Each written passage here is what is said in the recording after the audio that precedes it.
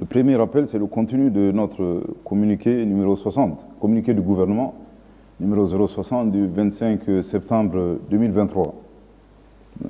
Il y a 3 arguments techniques qui ont été avancés pour justifier le léger report de l'élection présidentielle. Le premier argument, c'était la nécessité de relire la loi électorale conformément à notre nouvelle constitution. Le deuxième argument technique, c'était de mettre fin, comme je l'ai dit, à la prise d'otage de notre base de données RAVEC par la société IDEMIA. Et le troisième argument, c'était la prise en charge des résultats de la révision annuelle des listes électorales par l'autorité indépendante de gestion des élections. Je pense que c'était les 3 arguments. Je voudrais ici peut-être avancer un 4e argument, c'est une exclusivité, qui est l'argument sécuritaire. Argument sécuritaire, pas du point de vue du nombre d'incidents terroristes, mais beaucoup plus du fait du changement de posture des groupes armés. Vous vous souviendrez que depuis le début du mois de septembre, après l'attaque qui a visé le bateau, après il y a eu une série d'attaques contre le camp de Bamba, contre le camp militaire de Gao et contre le camp de Ber.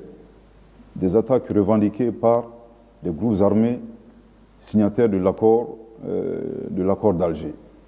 Donc c'est ce changement de posture qu'il fallait intégrer et gérer.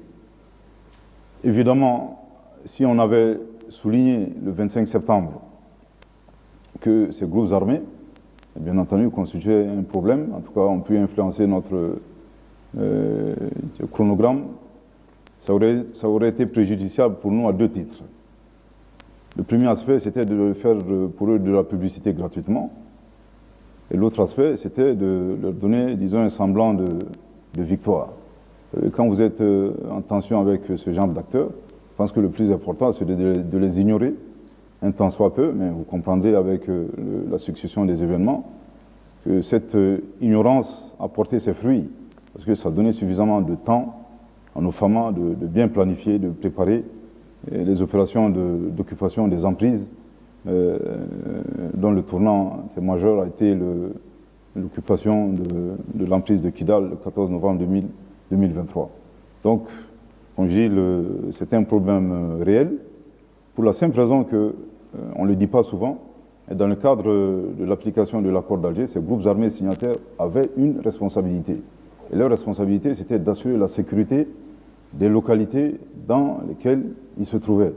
Et malheureusement, comme je dis, ce changement de posture, nous l'avons tous constaté, nous l'avons bien entendu regretté, que des acteurs, en tout cas, qui étaient supposés constituer des facteurs de paix, se transforment subitement en groupes terroristes ou évoluent aux côtés des groupes terroristes. Mais comme j'ai dit, le 4e argument, le fait de ne pas en parler dans notre communiqué était une idée stratégique et conçue par le chef de l'État. Quand on est en adversité avec ce genre d'acteurs, le mieux c'est de les ignorer pour éviter de faire de la publicité gratuitement. Aujourd'hui, comme je dis, nous connaissons tous la situation réelle. À la question que vous avez posée, à savoir si les élections auront lieu en 2024. Cette année, oui. Cette année, c'est notre souhait. C'est notre souhait. Le souhait le plus ardent des autorités de la transition est d'organiser les élections le plus rapidement possible. Mais entre le souhait et la réalité, il y a une grande différence. Qui aurait cru, comme je l'ai dit, que les groupes armés signataires d'un accord de paix, en tout cas, qui devraient jouer un rôle même dans la sécurisation des élections, se transforment en acteur négatif et en acteur terroriste. C'est des choses, disons, non prévues. Quand vous regardez un peu la prise en otage de notre base de données RAVEC, sans base de données, il n'y aura pas de fichier électoral.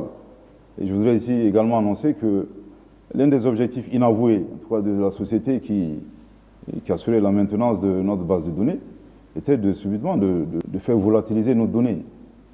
Vous imaginez s'ils avaient réussi et que nous sortions peut-être demain après-demain, dire à notre opinion que les données de la base de données se sont volatilisées, personne ne nous aurait cru. Bon, c'est des choses malheureusement c'est des réalités qu'il faut prendre en compte. Mais comme je l'ai dit, il est important également, lorsqu'on évoque ces sujets, de rappeler constamment d'où nous venons. Je pense qu'il y a quelques années, et c'est des souvenirs douloureux, nous avons perdu 55% de notre territoire. Sans compter, bien entendu, le nombre élevé de victimes civiles et militaires. On se souvient, en tout cas, le monde politique, de l'enlèvement du chef de file de l'opposition, fait Soumaïla Cissé, par des groupes terroristes. Donc la question de l'organisation des élections est une question, l'élection présidentielle est une question sérieuse. Pour la simple raison qu'au moment où on organisait le référendum, je le rappelle, les groupes armés signataires n'étaient pas du tout dans la même posture que la posture qu'ils ont adoptée malheureusement et tout récemment. Mais je voudrais rassurer notre population que l'organisation des élections constitue un souhait ardent des autorités de la transition. Et tous les moyens de l'État sont déployés pour faire face aux 3 défis techniques que nous avons mentionnés dans le communiqué du 25 septembre 2023. Soit dit en passant, je pense qu'il faudrait également éviter de présenter la prolongation d'une transition comme un épouvantail. Qu'on le veuille ou non, quels que soient les arguments pour ou contre, aujourd'hui, Kidal est le fruit d'une prorogation. S'il n'y avait pas eu de prorogation, il n'y aurait jamais eu aujourd'hui le contrôle de Kidal. Donc soyez sûrs que nous allons en tout cas faire de notre mieux, nous allons travailler d'arrache-pied afin que le délai de la transition soit respecté. Je voudrais également préciser que la prorogation n'a jamais été un objectif. Malheureusement, c'est les prorogations qui s'imposent par les circonstances. Je vous donne trois arguments qui illustrent, à mon humble avis, à suffisance la volonté de retourner à l'ordre constitutionnel. Je pense que le premier argument, le plus visible, c'est l'adoption d'une nouvelle constitution. On ne peut pas adopter une nouvelle constitution, bien entendu, et refuser d'aller vers un ordre constitutionnel. L'adoption de cette constitution elle-même amorce le retour à l'ordre constitutionnel. Le deuxième argument, c'est justement les collectivités territoriales. Je pense que, je ne suis pas un politicien, mais je pense que l'astuce politicienne la plus simple aurait été peut-être de décider de mettre en place des délégations spéciales dans nos 815 communes. Forcément, le processus allait prendre peut-être 2 ans ou même plus.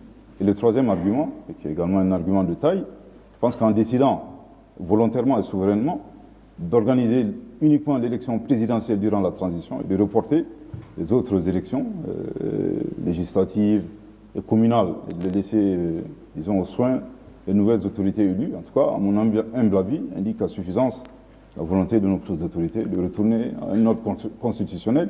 Et pour reprendre l'expression du chef de l'État, pas n'importe lequel, un ordre constitutionnel sécurisé et apaisé. Et évidemment, dans cet exercice, nous faisons la distinction entre la vitesse et la précipitation. C'est vrai qu'il faut aller vite, il faut aller bien, il faut aller sûrement, mais il ne faut pas se précipiter pour justement éviter les chaos et les tensions.